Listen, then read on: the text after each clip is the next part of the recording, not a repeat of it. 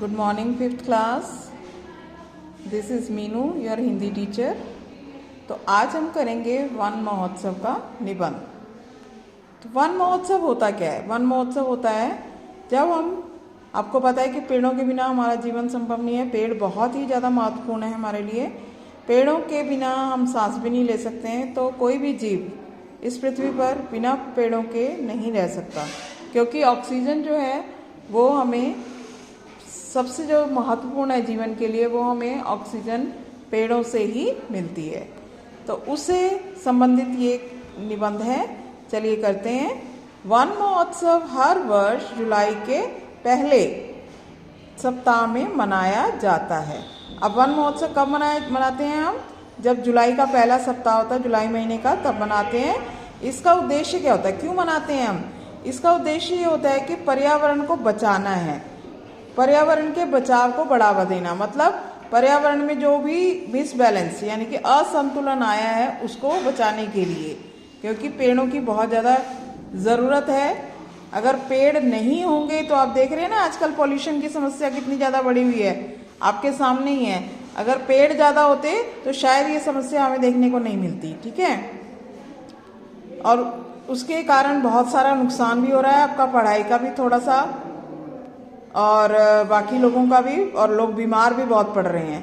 पर्यावरण के बचाव को बढ़ावा देना है। और फिर उसके बाद क्या है, इस उत्सव के दौरान लाखों पौधे लगाए जाते हैं। तो क्या करते हैं हम? बहुत से पौधे लगाते हैं। पौधे लगाने से क्या होता है? पर्यावरण को बेहतर बनाने में मदद मिलती है।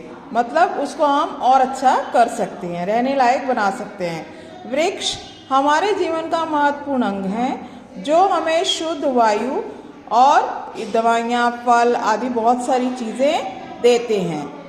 इस वृक्ष जलवायु को सुखद बनाने में मदद करते हैं, है ना। और क्या करते हैं? वृक्ष वातावरण को शुद्ध करते हैं। और पेड़ों का महत्व बताने के लिए इस कार्यक्रम का, तो पर्यावरण को ये सुखद बनाते हैं। इससे हमें बहुत सारी चीज़ें मिलती हैं, वायु को शुद्ध करते हैं, इससे हमें दवाइयाँ मिलती हैं, फल मिलते हैं, और बहुत सारी चीज़ें भी ये हमें देते हैं। वृक्ष जलवायु को सुखद बनाते हैं और उसमें मदद करते हैं। और वृक्ष वातावरण को शुद्ध करते हैं, पेड़ों हवा को शुद्ध करते हैं ना।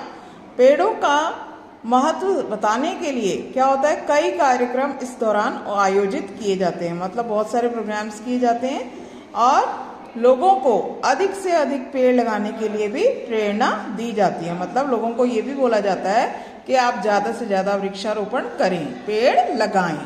पेड़ों के महत्व को बताने के लिए नाटकों का भी आयोजन किया जाता है।